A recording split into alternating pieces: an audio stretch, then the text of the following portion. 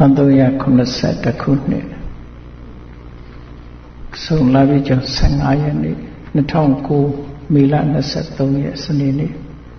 အမှတ်17 12တိရိမင်္ဂလာလမ်းသွယ်နေ့ပြည်ရိပ်မောင်ကမာရွတ်မြို့နယ်ဦးကျော်ဒေါခင်မမမိသားစု၏နေဝဲအိမ်အတွင်း၌ဆင်ကျင်းပပြုလုပ်အပ်သည့်ဓမ္မပူဇာအခမ်းအနားဝဲဘုရားမြတ်စွာဟောကြားတော်မူခဲ့တဲ့တရားဒေသနာတော်တွေထုတ်နှုတ်ပြီးတော့တရဏကိုးကွယ်မှုရဲ့အဓိပ္ပာယ်ဆိုတာဒီကနေ့ရှင်းလင်းဟောပြောပေးပါလောကလူသားတွေအားလုံးဟာအကိုးစရာရှာကြတာတော့ဒါထုံးစံကြီးပွားနေတဲ့လူကလည်းပဲမိမိရဲ့ကြီးပွားနေတာကိုဆက်လက်ထိန်းသိမ်းနိုင်ဖို့အတွက်ဆက်လက်ကြီးပွားနေဖို့အတွက်အားကိုးရှာကြတာမကြီးပွားသေးတဲ့လူတွေကလည်းကြီးပွားခြင်းလို့အားကိုးရှာကြတော့ပညာတက်ပြီးသားပုဂ္ဂိုလ်ကလည်းမိမိတက်ပြီးသားပညာအသုံးဝင်မှုအားကိုးရှာကြပညာမတက်သေးတဲ့လူတွေကလည်းပညာတက်ဖို့ဆိုအားကိုးရှာကြလောကီရေးနဲ့ပတ်သက်ပြီးတော့စီးပွားရေးလူမှုရေးဆိုလို့အောင်မြင်ပြီးသားပုဂ္ဂိုလ်တွေကလည်းပဲဆက်လက်အောင်မြင်နေဖို့တည်တံ့နေဖို့အားကိုးရရှာကြတယ်မအောင်မြင်သေးတဲ့လူတွေကလည်းအောင်မြင်ဖို့ဆိုပြီးအားကိုးရရှာလောကတလောကလုံးခြုံကြည့်မယ်ဆိုရင်လူတွေအားလုံးဟာအားကိုးရအောင်ရှာနေကြတယ်အဓိပ္ပာယ်ရတယ်ပေါ့နော်အဲ့တော့အားကိုးရတွေဘာလို့ရှာကြတာတော့လို့မေးလို့ရှိရင်တော့ရွေချက်တွေတော့အမျိုးမျိုးပေါ့ကဘာဥကာလကိုပြန်ကြည့်မယ်ဆိုလို့ရှိရင်လောကလူသားတွေဟာအာကုမှုရှားလာကြတာတကယ်အစ်စ်ကတော့အမှန်မသိတာဒါအဓိကအသိဉာဏ်ဘက်ကအားနည်းနေတယ်အကြောင်းအရာတစ်ခုကိုအမှန်ကန်မသိခြင်းဟာအာကုမှုရှားခြင်းရဲ့အကြောင်းတစ်ခုအရင်ပဲဒါကြောင့်မို့မြတ်စွာဘုရားကဓမ္မပဒဒေသနာတော်မှာပဟုံဝေတရဏံယန္တိပပ္ပတာနိဝနာနိသအာရမရုက္ခစေတယာနိမနုဿဘယတစ္ဆိတာအဲ့ဒီမှာစကားလေးတစ်ခွန်းရှိတယ်ဘုရားဟောတာမနုဿဘယတစ္ဆိတာအကြောက်တရားကလူတွေကိုလွှမ်းမိုးလာတယ်တဲ့ခုနအကြောက်တရားဆိုတာကြီးပွားပြီးသားလူကလည်းဆုံးရှုံးသွားမှကြောက်တယ်မကြီးပွားသေးတဲ့လူကလည်းဆက်လက်ဆင်းရဲနေမှကြောက်တယ်အဲ့တော့ဒီအကြောက်တရားတွေကိုအခြေခံပြီးတော့အာကုမှုကိုရှားကြတာဒါကြောင့်မလို့ဒီလူတွေကကိုယ်ကွယ်မှုတွေကဘာမှအများကြီးဖြစ်နေတယ်ပေါ့မြန်မာနိုင်ငံမှာပြောမယ်ဆိုလို့ရှိရင်ဘုရားမြတ်စွာသာသနာတော်မရောက်ခင်ကလူတွေဘာကိုးကွယ်ကြတော့ဆိုအစဉ်လာရနတ်ကိုးကွယ်ကြတယ်တောတွေတောင်တွေကိုးကွယ်ကြတယ်သစ်ပင်တွေကိုးကွယ်ကြတယ်ဒီကနေ့တောင်မှanimal nation ဆိုတာဒီကိုးကွယ်တဲ့အစဉ်လာတွေတစ်ခုရှိတချို့ဆိုလို့ရှိရင်တိရစ္ဆာန်တွေတောင်ကိုးကွယ်ရအနေနဲ့ကိုးကွယ်နေကြတာရှိတယ်ပေါ့အိန္ဒိယမှာဆိုပိုများတယ်ပေါ့အဲ့တော့လူစင်စစ်ကတောင်တိရစ္ဆာန်ကိုကိုးကွယ်ရတယ်ဆိုကြတဲ့လူတွေရဲ့အတွေးလူတွေရဲ့အသိဉာဏ်ကိုးကွယ်အားထားမှုနဲ့ပတ်သက်လာရင်ဘလို့ဒီနှိမ့်ချတယ်လဲဆိုဒီကနေ့ခေတ်မှာလည်းပဲတကယ်ပညာတတ်ဆိုတဲ့ပုဂ္ဂိုလ်တွေကိုကြည့်အောင်ကိုးကွယ်မှုနဲ့ပတ်သက်လာလို့ရှိရင်တော့ဘာမှကိုအဆင့်မရှိသေးတဲ့အနေအထားမျိုးရှိတယ်နော်ကိုးကွယ်မှုနဲ့ပတ်သက်လာလို့ရှိရင်ဒါမို့ဘာသာရေးနဲ့ပတ်သက်လာလို့ရှိရင်အကြောင်းအကျိုးဆင်ခြင်မှုအားဟာအမတန်နည်းသွားပြီအစဉ်လာယုံကြည်ခြင်းပေါ်မှာပဲယက်တည်နေကြတယ်အဲဒါကြောင့်မလို့လောကလူတွေကိုးကွယ်ရရှားနေတယ်ဆိုတာဟာအခြေခံအကြောင်းကတော့အကြောက်တရားပဲဒါဖြင့်ကြောက်တာကဘာကြောင့်ကြောက်တာတော့ဆိုမသိလို့ကြောက်တာအဖြေကိုမသိဘူးအမှန်ကိုမသိဘူးမှန်မသိသည့်အတွက်ကြောင့်ကိုယ်ွယ်ရဟာအပြင်မှာရှိတယ်လို့ထင်ပြီးအပြင်မှာရှားတယ်မြတ်စွာဘုရားကျတော့အ ကြောင်းနဲ့အကျိုးအကောင်းနဲ့ဆိုးဆင်ခြင်စဉ်းစားပြီးတော့အကြောင်းတရားတွေကိုအမှန်သိရှိတဲ့အခါမြတ်စွာဘုရားကအားကိုးစရာဆိုတာခုထဲမှာပဲရှိတယ်လို့ဟောတာအဲ့ဒီမှာထူးခြားချက်ကလောကလူသားတွေကအားကိုးစရာဆိုအပြင်မှာပဲရှာနေကြတယ်ဥပမာပဲလူတယောက်ထူးထူးချွန်ချွန်ဖြစ်လာရင်အဲ့ဒီပုဂ္ဂိုလ်အားကိုးကြတယ်အားကိုးပုံအားကိုးနည်းရလည်းပဲတချို့ကြတော့လုံးဝအားကိုးတာမျိုးရှိတယ်ဆိုပါစို့အားကိုးပုံအားကိုးနည်းရလည်းမတူဘူးပေါ့လေတချို့ကြတော့ဘာပြောဒီပုဂ္ဂိုလ်ပြောတာအမှန်ပဲလို့ဆိုပြီးတော့အကုန်လုံးကိုယ့်ရဲ့စဉ်းစားဉာဏ်ကိုထည့်မသုံးတော့ပဲနဲ့ထိုပုဂ္ဂိုလ်ပေါ်မှာပုံအပ်တာမျိုးလို့သူပြောရင်ကောင်းတာပဲဖြစ်စေဆိုးတာပဲဖြစ်စေအကုန်အကောင်းကြီးပဲလို့ဒီလိုယူဆပြီးအဲ့ဒါဟာဘာကိုပြတာတော့ဆိုအသိဉာဏ်အားနည်းမှုကိုပြတာမြတ်စွာဘုရားကဒီကာလမသုတ်တံမှာဆိုရင်မာတမနောနောခရုဒီပုဂ္ဂိုလ်ကတို့ကိုးကွယ်တဲ့ဆရာပဲဘယ်ဆရာတော်ကြီးပဲလို့ဆိုပြီးတော့ဒီလိုပြောရင်ဒီပြောတဲ့စကားကိုပြောတဲ့အတိုင်းလက်ခံရမှာမဟုတ်ဘူးတဲ့ကိုယ်ပိုင်ဉာဏ်နဲ့စဉ်းစားမှာလို့ပြောတယ်မြတ်စွာဘုရားကအလုံးကိုပွင့်လင်းတယ်အမှန်တရားကိုရှာဖွေတဲ့နေရာမှာဒီအစဉ်လာယုံကြည်မှုတွေကိုအလုံးဖယ်ရှားပြီးတော့မြတ်စွာဘုရားအမှန်တရားဆိုတာကိုကိုယ်ပိုင်ဉာဏ်နဲ့စဉ်းစားဖို့လမ်းဖွင့်ပေးထားတယ်နော်တချို့ကိစ္စလေးတွေကဒါလေးတွေတော့မှတ်လောက်သားလောက်ရှိတယ်ဆိုပြီးတော့ဟုတ်လောက်တယ်ဆိုအကြောင်းကျိုးညီညွတ်တယ်ဆိုပြီးတော့လူတွေလက်ခံထားကြတယ်သို့တော်လည်းဒါလည်းအမှန်တရားကိုရှာတဲ့နေရာမှာတကယ်အရေးပါတဲ့ဟာမဟုတ်ဘူးဒါကြောင့်မို့မြတ်စွာဘုရားကကိုယ်ပိုင်လက်တွေ့သိတဲ့အချက်လက်ပေါ်မှာသာနဲ့အတည်ပြုဆုံးဖြတ်ရမယ်လို့ဒီလိုဟောတာဒါတော်တော်ကိုအဓိပ္ပာယ်ရှိတဲ့စကားပေါ့နော်ဒီကနေ့ခေတ်မှာလည်းကမ္ဘာမှာတကယ်နာမည်ကြီးပါတယ်ဆိုတဲ့ပညာတတ်လို့အများကစကောလာလို့ယုံကြည်ထားတဲ့ပုဂ္ဂိုလ်ကြီးတွေတောင်မှပဲအစင်လာယုံကြည်ချက်ဆိုတဲ့ဘောင်ကြီးကိုကျော်လွှားပြီးတော့မသွားနိုင်ကြဘူး။ဘာဖြစ်လို့လဲဆိုတော့သူတို့ရဲ့အမှန်သိမှုဆိုတဲ့ပညာစွမ်းအားနည်းနေတော့မယ်အကန့်အသတ်ရှိနေတော့မယ်ဒါတွေကိုဘောင်တွေကိုကျော်သွားနိုင်တာကတော့မြတ်စွာဘုရားတပါးပဲရှိတယ်အစင်လာတွေအလုံးကိုကျော်ပြီးတော့အာကိုရအစစ်ဒီမိမိရဲ့တန်တမ်းမှာပဲရှိတယ်လို့မြတ်စွာဘုရားဟောတဲ့တရားထဲမှာအတ္တာဟိအတ္တနောနာထောကောဟိနာထောပရောတိယမြတ်စွာဘုရားကတကယ်ကိုအတိအလင်းဟောတာကိုယ့်ရဲ့ကိုယ်ကိုယ်ရအစစ်ဟာကိုယ်ပဲလို့ဆိုတာကိုအားကိုဖို့ပြောတာပါအမှန်တော့ကိုအားကိုဖို့ပြောတာများသောအားဖြင့်အားကိုးရာဆိုတာရှာတာအပြင်မှာပဲရှာကြတယ်အတွင်းမှာမေ့ထားကြတယ်ကိုယ့်ရဲ့စွမ်းအားတွေဒီအားကိုးလောက်တဲ့စွမ်းအားတွေကိုယ်မှာရှိနေတာကိုရှိမှမသိတဲ့အနေအထားမျိုးပေါ့ဒါကြောင့်မို့မြတ်စွာဘုရားအတ္တဒီပါဘိခဝေဝိဟရထအတ္တတရဏ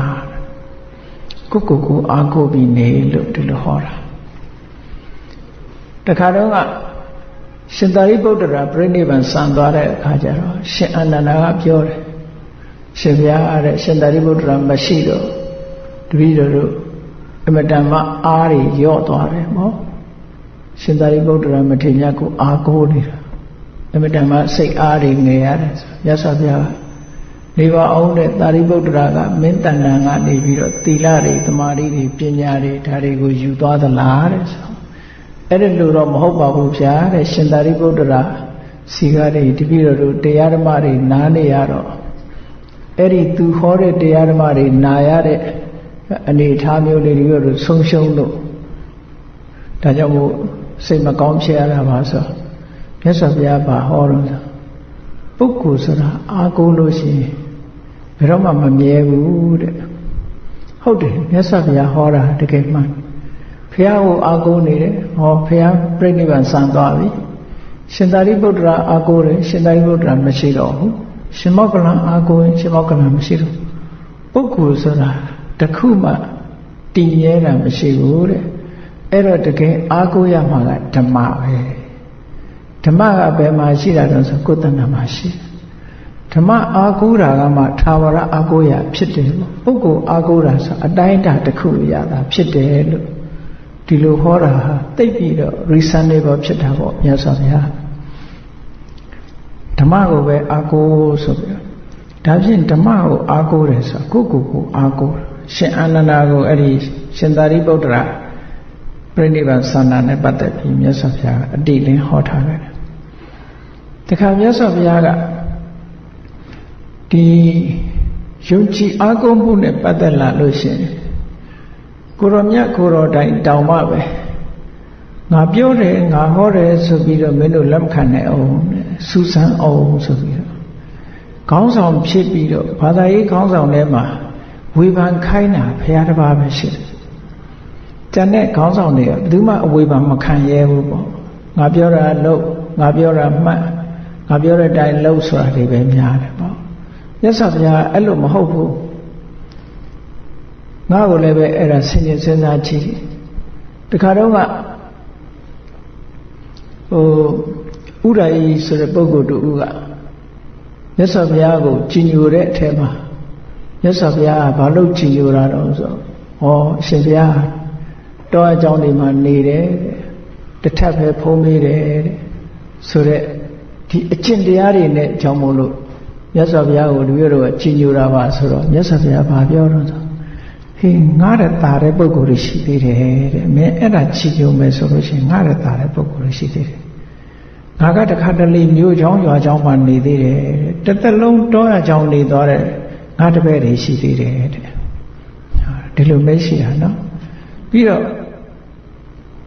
ပန္နကုသင်္ကန်းဝတ်လို့ကြည်ညိုမယ်ဆိုလို့ရှိရင်ရသက်ပံပန္နကုသင်္ကန်းဝတ်တော်တဲ့ငါတပည့်တွေရှိတယ်တဲ့ငါကတခါတရံတခါတကမတွေလှူတဲ့သင်္ကန်းဝတ်သေးတယ်တဲ့ဟောမြတ်စွာဘုရားက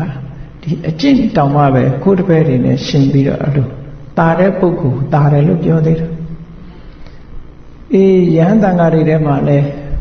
အမြဲတမ်းပဲဆုံးခံတဲ့ဆုံးကိုပဲစားတဲ့ပုဂ္ဂိုလ်တွေအများကြီးရှိတယ်တဲ့တစ်သလုံးတခါတော့မှပင့်တာဖိတ်တာကိုလက်မခံမဲနဲ့ဆုံးခံစားတဲ့တပည့်တွေရှိတယ်ငါကတခါတလေကျတော့အပင့်ဖိတ်လက်ခံပြီးတော့စားရတာရှိသေးတယ်တဲ့အကယ်၍သာကြည်ညိုမယ်ဆိုလို့ရှိရင်အဲ့ဒီပုဂ္ဂိုလ်တွေကပိုးကြည်ညိုလိုက်တာပေါ့လို့မြတ်စွာဘုရားတစ်ခါဟောတယ်အဲ့တော့တကယ်တော့မြတ်စွာဘုရားကတာတာဘာတော့ဆိုလို့ရှိရင်ဟောဒီ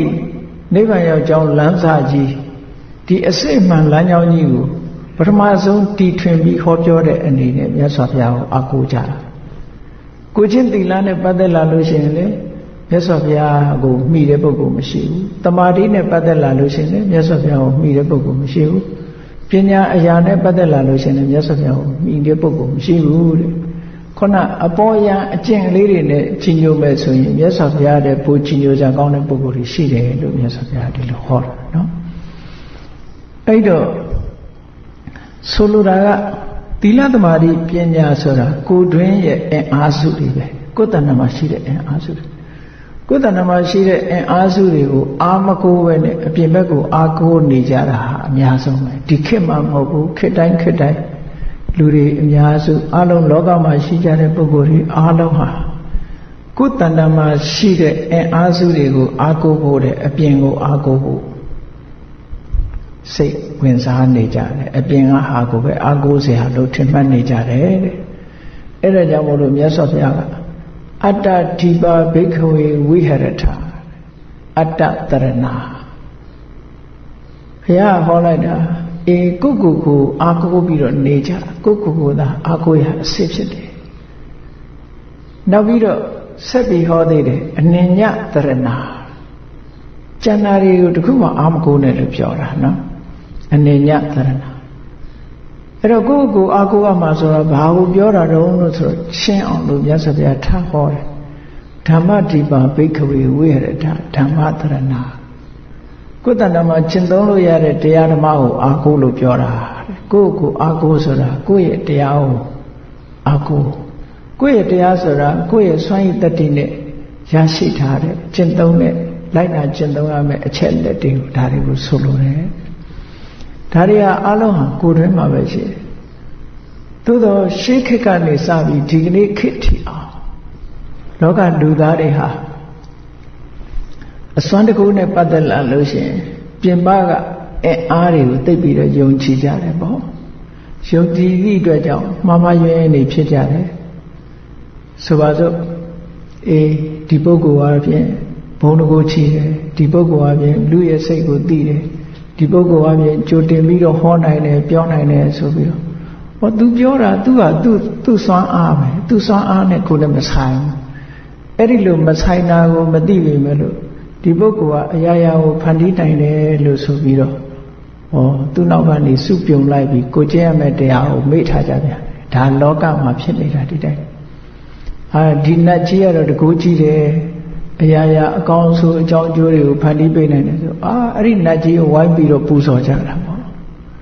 ဒါခုမှမဟုတ်အစင်လားကိုအဲ့ဒါလိုဖြစ်အစင်လားကိုအဲ့လိုဖြစ်တယ်တကူကြီးရင်ကြီးတဲ့ပုဂ္ဂိုလ်နောက်လိုက်တယ်ယုံကြည်တယ်ဘာပြောသူပြောတာအကုန်လိုက်လုပ်တယ်ဆိုတော့မှားမှားယွင်းယွင်းနေအကုန်လုံးဖြစ်ကုန်တတ်တယ်ဒါကြောင့်မြတ်စွာဘုရားအင်အားစုဆိုတာကိုယ့်ရဲ့တဏ္ဍာမှာသာရှိတယ်လို့ဒီလိုဟောတာအဲ့တော့ဒီကနေ့ခေတ်မှာဒီဘုရားဘာသာဝင်သူတော်စင်တို့အနေနဲ့မြတ်စွာဘုရားကအာကိုးရာဆိုပြီးတော့ပြောထားတာ၃ခုရှိတယ်ပေါ့အလုံးခုနတရားချက်ခင်သူတော်စင်ပြိတ္တတို့ဆိုသွားတဲ့ထဲမှာဗုဒ္ဓံတရဏံကိစ္ဆာမိမြတ်စွာဘုရားကိုအာကိုးရာလို့အတိမပြုပါတယ်အဲ့တော့ဒါသူတစ်ပါးကိုအာကိုးခိုင်းတာလားလို့ခုနဒေသနာနဲ့ပြန်ကြည့်မြတ်စွာဘုရားကိုယ့်ကိုအာကိုးလို့လည်းပြောတယ်ဘုရားကိုအာကိုးလို့ပြောတယ်ဆိုအဲ့ဒီဟာနှစ်ခုဟာဆန့်ကျင်မနေဘူးလားလို့စဉ်းစားစရာရှိတယ်ပေါ့မဆန့်ကျင်ဘူးမြတ်စွာဘုရားကိုအာကိုးတယ်ဆိုတာအတိုင်းအတာတစ်ခုပြောတယ်ဘုရားဆိုတဲ့ပုဂ္ဂိုလ်ရဲ့ဟောပြောချက်တွေကိုသိမှကိုယ်တိုင်ကအသိဉာဏ်မရှိဘူးအသိဉာဏ်ရဖို့အတွက်မြတ်စွာဘုရားကိုကိုးကွယ်တယ်မြတ်စွာဘုရားကိုကိုးကွယ်တယ်ဆိုတာအမှန်တရားကိုသိဖို့အတွက်ဆရာသမားအနေနဲ့ဒီကိုးကွယ်တဲ့သဘောမျိုးအဲ့ဒီနေရာမှာလည်းပဲအရာရာအကုန်လုံးမြတ်စွာဘုရားကတကောအာနာပါဝါတွေပေးလို့ကိုးကွယ်တဲ့ဟာမျိုးမဟုတ်ဘူးဥပမာတခြားဘာသာတွေဆိုရင်ဘုရားကိုးကွယ်တယ်ဆိုတဲ့အဆင့်ဟာဘာတော့ဆိုလို့ရှိရင်အလုံးဟာဒီဘဝရလာတဲ့ချမ်းသာဒုက္ခဒုက္ခချမ်းသာတာရောဆင်းရဲတာရောဘုရားသခင်ရဲ့အလိုတော်ကြပဲဆိုပြီးတော့အကုန်လုံးဟာအလုံးဟာဘုရားကဖန်ဆင်းတာတို့ဘုရားကပေးတာမကောင်းတာဖြစ်ရင်လည်းဘုရားကဒဏ်ခတ်တယ်ကောင်းတာဖြစ်ရင်လည်းဘုရားကဆုလတ်ပေးတယ်အကုန်လုံးပုံပြီးတော့ဘုရားပေါ်မှာပုံချတယ်အကောင်းအဆိုးအကြောင်းအကျိုးမှန်တယ်များဘုရားပေါ်မှာကုန်ဒီဘုရားဘာသာဗုဒ္ဓံတရဏံကိစ္ဆံမိဆိုတာအဲ့ဒါမျိုးမဟုတ်ဘူးတဲ့အမှန်တရားကိုသိဖို့အတွက်မြတ်စွာဘုရားကိုကိုးကွယ်တယ်မြတ်စွာဘုရားကအမှန်တရားကိုရှင်းလင်းပြောပြဒါမို့ဗုဒ္ဓဆိုတဲ့စကားလုံးကိုသိသူလို့အဓိပ္ပာယ်ရ awaken ရှင်းဥစွာနိုးကြားလာသူအတိတရားကိုပထမဆုံးရရှိလာသူဆိုတဲ့အဓိပ္ပာယ်နဲ့ဗုဒ္ဓဆိုတဲ့စကားလုံးကိုသုံးတယ်အမှန်တရားကိုသိရှိအဲ့ဒီအမှန်တရားကိုသိရှိဖို့ဆိုတာတော့ဒါအမှန်တရားကိုသိရှိတဲ့ပုဂ္ဂိုလ်ကိုမစိကပ်ဖဲနဲ့အမှန်တရားကိုသိရှိဖို့ဆိုတာမဖြစ်နိုင်အဲ့တော့အတိုင်းတာတစ်ခုရမြတ်စွာဘုရားကိုချင့်ကပ်တယ်ကိုးကွယ်တယ်ဆိုတာအတိုင်းတာတစ်ခုရကိုးကွယ်ခိုင်းတာဗျာအဲ့ဒီအတိုင်းတာကဘာလို့ဆိုအမှန်တရားကိုသိဖို့ဘယ်လမ်းဟာသွားရမယ်လမ်းလဲဘယ်လမ်းဟာမသွားရမယ်လမ်းလဲရှောင်ရမှာကဘာလဲဆောင်ရမှာလဲဘာလဲအမှန်တရားဆိုတာဘာလဲဆိုတာသိရှိဖို့အတွက်မြတ်စွာဘုရားကိုကိုးကွယ်ရတာတဲ့တခြားရည်ရွယ်ချက်တွေနဲ့ကိုးကွယ်ရင်တော့ဒါမမှန်ဘူးပေါ့သူကဆိုတော့ဘုရားကိုကိုးကွယ်တယ်စီးပွားဥစ္စာတွေတိုးတက်တယ်ဒါတကယ်တော့စီးပွားဥစ္စာတိုးတက်တယ်ဆိုတာပစ္စုပန်အခြေအနေခေါင်းတွေနဲ့အတိတ်ကကိုလုပ်ခဲ့တဲ့ကံတရားတွေပဲမှားတော့အဲ့ဒါတွေကအဓိကအဲ့ဒီအင်အားစုတွေကဘယ်ဟာတွေတုံးဆိုအတွင်းအင်အားစုတွေပဲအပြင်ကလာတာမဟုတ်ဘူးเนาะအခြေအနေကောင်းတွေဖြစ်လာတာတို့စီးပွားတိုးတက်ဖို့အခြေအနေကောင်းတွေဖြစ်လာတာဆိုတာလွန်ခဲ့တဲ့အတိတ်ဘဝကကိုလုပ်ခဲ့တဲ့ကုသိုလ်ကောင်းမှုတွေကကိုယ်တဏ္ဍာမှာအကျိုးပေးဖို့ဆင်းသင်းဖြစ်လာတာအဲ့ဒါဟာပြင်ဘက်ကအကြောင်းတရားတွေနဲ့ပေါင်းစပ်လိုက်တဲ့အခါအခြေအနေတွေအကုန်လုံးပေးပြီးတော့တိုးတက်ကြီးပွားလာတာအဲ့ဒါကိုပဲသွားပြီးတော့ဘုရားကမားတယ်လို့သွားယူဆရင်နတ်ကမားတယ်လို့ယူဆရင်ဒါအပြင်ကိုသွားအာကိုးရရောက်ပြန်ရော ဘယ်သူကမှဘယ်သူ့ကိုမမနိုင်တာဒါတော့သိကြတယ်ပေါ့မတယ်ဆိုတာအတိုင်းအတာတစ်ခုဆိုပါစို့အကြံပေးနိုင်တယ်အကြံကောင်းပေးနိုင်တယ်ဥပမာစီးပွားရေးနားလည်တဲ့ပုဂ္ဂိုလ်ဟာဒီဟာလုပ်ဒါမလုပ်နဲ့ဆိုအကြံပေးအဲ့ဒီအကြံအတွက်တော့အားကိုးလို့ရပါတယ်ဒါပဲလောက်ရမှာကိုယ်တိုင်လို့ပညာရေးနဲ့ပတ်သက်လာလို့ရှင်လည်းအေးပညာတော်တဲ့ပုဂ္ဂိုလ်တွေစီကအကြံကောင်းဉာဏ်ကောင်းယူရတယ်သူတို့စီကမသိသေးတာတွေကိုသိအောင်ကိုယ်သင်ယူတယ်သင်နေဆိုကြတဲ့ကိုယ်အင်အားအသုံးချတာပဲအပြင်ကရတာမဟုတ်ဘူးတကယ်ကတော့အတွင်းနဲ့အပြင်မှာအတွင်းကပို့ပြီးတော့ internal condition နဲ့ external condition နှစ်ခုပေါင်းစပ်တယ်ဆိုတဲ့ဒီနေရာမှာ internal condition ကပို့ပြီးတော့အဓိကကျတယ် power မှန်တယ်မြ internal ထဲမှာရှိတယ်ပေါ့ external ကအကူအညီလောက်ပဲရတယ်လို့ဒီလိုအဓိပ္ပာယ်ယူရမှာပေါ့အပြင်ဆိုတာလုံးဝအကူအညီမပေးဘူးမဟုတ်ဘူးအပြင်ကအကူအညီတွေကဥပမာဆိုတော့အခုဒီကုန်းကျော်တို့တိုက်ကြီးဆိုလို့ရှိရင်ဒီအဆောက်အဦထဲမှာနေလို့ရှိရင်ဟောရသည်ဥရုဒန်းနေတက်တာတယ်နော်ကျမကြီးကောင်းလာတယ်ဆိုဒါသူကအကျိုးပြုတာလို့ခေါ်တယ်ပေါ့ဒါသူလုံးနိုင်တာအဲ့ဒါပဲပေါ့သို့တော့အတွင်းကအသိဉာဏ်ရှိဖို့ကြတော့ကိုလုံးဝမှာပေါ့အပြင်ဘက်ကအကူအညီပေးတာတော့ရှိတယ်ပေါ့နော်ဟုတ်အရေးကြီးဆုံးတကယ်အစ်စ်အမှန်ဒီအဆုံးဖြတ်ကတော့ကိုယ့်ရဲ့အတွင်းမှာပဲရှိတယ်လို့ဒီလိုမှတ်ရအောင်ဒါကြောင့်မလို့ဗုဒ္ဓံတရဏံကိစ္ဆာမိဆိုတဲ့နေရာမှာဖះကိုကိုးကွယ်တယ်ဆိုတဲ့နေရာမှာပုဂ္ဂိုလ်ကိုကိုးကွယ်တဲ့သဘောမဟုတ်ဘူးမြတ်စွာဘုရားရဲ့အသိဉာဏ်ကိုမြတ်စွာဘုရားထံကအဆုံးအမဩဝါဒတွေရဖို့မြတ်စွာဘုရားရဲ့လမ်းညွှန်ချက်တွေကိုလက်ခံကျင့်သုံးမယ်ဆိုတဲ့အနေနဲ့ဘုရားကိုကိုးကွယ်တယ်ဒါကြောင့်မို့လို့အဲ့လိုကိုးကွယ်တဲ့ဟာနဲ့ပတ်သက်ပြီးတော့မြတ်စွာဘုရားပေါ်မှာသဘောထားရမှာဘယ်လိုထားကိုးကွယ်မယ်ဆိုရင်ဟိတေပဝတ္တနေနာအဟိတာသနိဝတ္တနေနာမြတ်စွာဘုရားကကိုယ်တဏ္ဍာမှာဖြစ်ပေါ်လာမဲ့ဘေးအန္တရာယ်တွေအခက်ခဲတွေပြဿနာတွေမကြရအောင်မြတ်စွာဘုရားကိုအားကိုးရတယ်အဲ့ဒီလိုအားကိုးတယ်ဆိုတဲ့နေရာမှာမြတ်စွာဘုရားကတကောအာနာပါဝါကိုအသုံးပြုပြီးတော့အခက်ခဲတွေကိုကြော်လွှားစေတာလားဆိုမဟုတ်ဘူးအဲ့တော့ကြော်လွှားစေတဲ့အင်အားကမိမိတဏ္ဍာမှာရှိတယ်သို့တော့မြတ်စွာဘုရားကဘာဟောတော့ဆိုဟိတေပဝတ္တနေနာဒီလှုပ်တွေကလှုပ်တဲ့တယ်လှုပ်တဲ့နာတွေကိုလှုပ်ဖို့ဆိုတော့မင်္ဂလာတုတ်မှာဆိုရင်မြတ်စွာဘုရားမလှုပ်တဲ့နာနဲ့လှုပ်တဲ့နာခွဲဟောတယ်အသေဝနာသဘာလနာပဏိတာနိသသေဝနာဟောလူမိုက်ကိုမပေါင်းနဲ့မမီဝဲနဲ့မစိကတ်နဲ့ဆိုတာသူတို့ကိုဆရာမတင်နဲ့လို့ပြောတာနော်လူမိုက်ကိုဆရာမတင်နဲ့သူတို့စကားကိုနားမထောင်နဲ့သူတို့လှုပ်တဲ့အလုပ်တွေလိုက်မလုံးနဲ့ဒါပြောတာနော်အဲ့တော့လူမိုက်ကိုမပေါင်းနဲ့ဆိုပေါင်းတယ်ဆိုတဲ့အဓိပ္ပာယ်ကအဲ့ဒါကိုဆိုလို့ဆရာတင်တာတို့မိတ်ဆွေဖြစ်လက်ခံတာတို့သွားတူစားတူနေတူထိုင်တူသူအကြံဉာဏ်တွေယူတာတို့ဒါတွေကိုဆိုလို့တာပေါ့အဲ့ဒါမျိုးမလုပ်နဲ့လောက်ရမှာကပဏိတန်နဲ့စသေဝနာပညာရှိတဲ့ပုဂ္ဂိုလ်တွေသူတော်ကောင်းတွေနဲ့ပေါင်းသူတော်ကောင်းတွေရဲ့အကြံဉာဏ်တွေကိုယူလို့ဒီလိုဆိုလို့တယ်လောက်ရမှာကိုလောက်ရမှာကြီးပဲအကုန်အဲ့ဒီမှာမြတ်စွာဘုရားကမကောင်းတဲ့လူမိုက်ကိုပေါင်းခြင်းဖြင့်ရလာမဲ့အပြစ်အနာစာပြဿနာတွေမဖြစ်ရအောင်မပေါင်းနဲ့လို့ဒီလိုပြောတာပညာရှိသူတော်ကောင်းကိုပေါင်းခြင်းဖြင့်ဖြစ်ပေါ်လာမဲ့အကျိုးကျေးဇူးတွေရဖို့ရအတွက်ပညာရှိသူတော်ကောင်းကိုပေါင်းလို့အဲ့ဒါကိုပဲအဟိတာသနိဝတ္တနေနာအကျိုးမဲ့ဖြစ်စေတတ်တဲ့အကြောင်းတရားတွေကိုဖယ်ရှားပြီးတော့ကောင်းကျိုးချမ်းသာဖြစ်ပေါ်စေတတ်တဲ့အကြောင်းတရားတွေကိုမိမိတဏ္ဍာမှာဖြစ်ပွားစေဖို့မြတ်စွာဘုရားနိလန်းပေးတာတဲ့အဲ့ဒီနိလန်းပေးတဲ့အနေနဲ့ဖယ်ရှားပြစ်တယ်လို့ဒီလိုပြောတာနော်အဲ့တော့မြတ်စွာဘုရားကိုကိုးကွယ်ရတဲ့ဆိုတဲ့အနေထားတစ်ခုဟာအဲ့ဒီအနေထားကိုဆိုလို့တယ်ဆိုပါစို့ယောဂဖြစ်လို့ဆရာဝန်စီသွားရတယ်ဆိုတာဆရာဝန်စီကအကြံကောင်းအညံကောင်းသွားတောင်းတာပဲမှန်တယ်သူကတကယ်ကယောဂသူကုပေးတာမဟုတ်ဘူးကုတာကဆရာကုတာပဲနော်တကယ်အနှစ်သာရပိုင်းကြည့်ဆရာဝန်ကဘလောက်အကြံဉာဏ်ပေးပြီးကိုယ်ကဆေးမတော့ဘူးဆိုရင်ကမပြောက်ဘူးလေအဲ့တော့ဆရာဝန်စီသွားတယ်ဆိုတဲ့ရည်ရွယ်ချက်ကဘာတော့ဆိုရင် ဒီယောဂဘာကြောင့်ဖြစ်တယ်ဆိုတာသိဖို့ရယ်ဘာတွေကိုရှောင်ရမယ်ဆိုတာသိဖို့ရယ်ဘယ်ဆေးတောင်းရမယ်ဆိုတာသိဖို့ရယ်ဒီအတွက်ပဲဒီတည်းမပို့ထို့တူပဲမြတ်စွာဘုရားကိုကိုးကွယ်တယ်ဆိုတာလည်းဒီတည်းမပို့ဘုရားစီကတကူတွေအာနာတွေပါဝါတွေရမယ်လို့ထင်ပြီးကိုးကွယ်ရင်တော့ဒါမှားတာပေါ့နော်ဟောအဲ့ဒီတော့မြတ်စွာဘုရားရဲ့အကြံဉာဏ်တွေတရားဓမ္မတွေကိုလက်ခံကျင့်သုံးဖို့ဆိုပြီးဗုဒ္ဓံတရဏံကိစ္ဆာမိဘုရားကိုကိုးကွယ်ပါတယ်ကိုးကွယ်လိုက်တော့မြတ်စွာဘုရားကဘာကိုဟောတော့ဆိုရင်ခုနကဓမ္မကိုဟောတာပဲဓမ္မဆိုတာအခြေခံအားဖြင့်လူမိုက်တွေကိုမပေါင်းတဲ့ပညာရှိကိုပေါင်းပူဇော်လိုက်တဲ့လူကိုပူဇော်စသဖြင့်